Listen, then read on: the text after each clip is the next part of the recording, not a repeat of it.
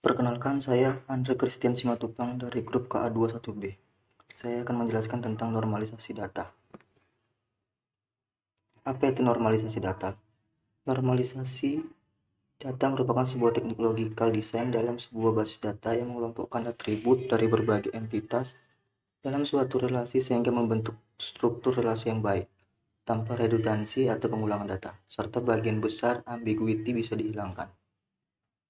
Atau pengertian singkatnya, normalisasi database adalah proses pengelompokan atribut data yang membentuk entitas sederhana, non-redundant, fleksibel, dan mudah beradaptasi, sehingga dapat dipastikan bahwa data yang dibuat berkualitas baik. Tujuan normalisasi data. Tujuannya adalah untuk menghilangkan dan mengurangi redundansi data, dan tujuan yang kedua adalah memastikan dependensi data atau data berada pada tabel yang tepat. Jika data dalam database tersebut belum dinormalisasi, maka akan terjadi 3 kemungkinan yang akan merugikan sistem secara keseluruhan. 1. Insert anomali. Situasi di mana tidak memungkinkan memasukkan beberapa jenis data secara langsung di database. 2. Delete anomali. Penghapusan data yang tidak sesuai dengan yang diharapkan. Artinya data yang harusnya tidak terhapus mungkin ikut terhapus. 3. Update anomali. Situasi di mana nilai yang diubah menyebabkan inkonsistensi database. Dalam artian data yang diubah tidak sesuai dengan yang diperintahkan atau yang diinginkan.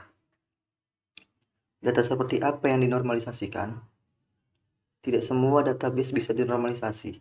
Hanya tipe relasional database yang bisa dinormalisasi, atau data yang memiliki hubungan, di antaranya Oracle, MySQL, SQL Server, PostgreSQL, dan lain-lain. Tahapan normalisasi. Untuk melakukan normalisasi database, kita harus mengidentifikasi data seperti apa yang akan disimpan. Bentuk tidak normal atau anormalis. Bentuk tidak normal atau anormalis merupakan kumpulan data yang direkam tidak ada keharusan dengan mengikuti suatu format tertentu. Pada bentuk tidak normal terdapat repeating group atau pengulangan grup, sehingga pada kondisi ini data menjadi permasalahan dalam melakukan manipulasi data, insert, update, dan delete atau biasa disebut anomali. 1NF atau First Normal Form. First Normal Form mensyaratkan beberapa kondisi dalam sebuah database. 1. Menghilangkan duplikasi kolom dari tabel yang sama. 2. Buat tabel terpisah untuk masing-masing kelompok data terkait dan mengidentifikasi setiap baris dengan kolom yang unik atau primary key. Pada intinya, bentuk normalisasi pertama ini mengelompokkan beberapa tipe data atau kelompok data yang sejenis agar dapat dipisahkan sehingga anomali data dapat diatasi.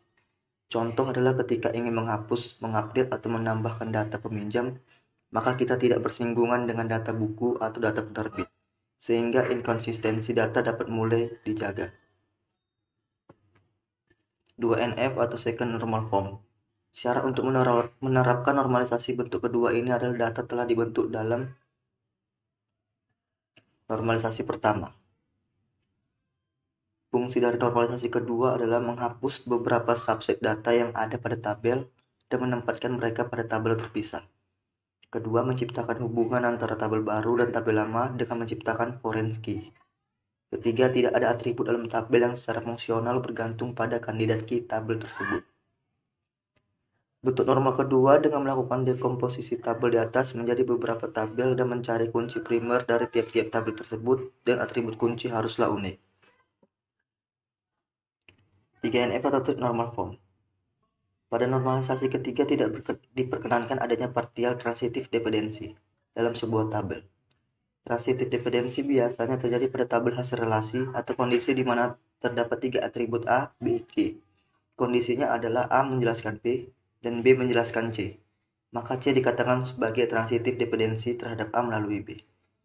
Intinya pada normalisasi ketiga ini, jika terdapat suatu atribut yang tidak bergantung pada primary key, tapi bergantung pada file yang lain, maka atribut-atribut tersebut perlu dipisah ke tabel baru. Contohnya pada atribut quality atau QTY. Kolom tersebut tidak bergantung langsung pada primary key kode faktur, melainkan bergantung pada kolom kode barang. Jadi setelah dinormalisasikan, normalisasi ketiga akan menghasilkan tabel berikut. Dari gambar di tabel di atas dapat dilihat pada tahap normalisasi ketiga menghasilkan satu tabel baru dari hasil pemecahan tabel transaksi, yaitu tabel detail barang yang isinya menampung barang-barang yang dibeli. Kolom harga pada tabel detail barang digunakan untuk menyimpan harga barang pada saat proses transaksi. Jadi meskipun kolom harga pada tabel barang berubah atau naik turun, harga barang yang ada pada tabel detail barang tidak ikut berubah atau fix. Bayangkan jika kita tidak menambahkan kolom harga pada tabel detail barang, maka yang terjadi total invoice dari transaksi akan berubah seiring berubahnya harga barang.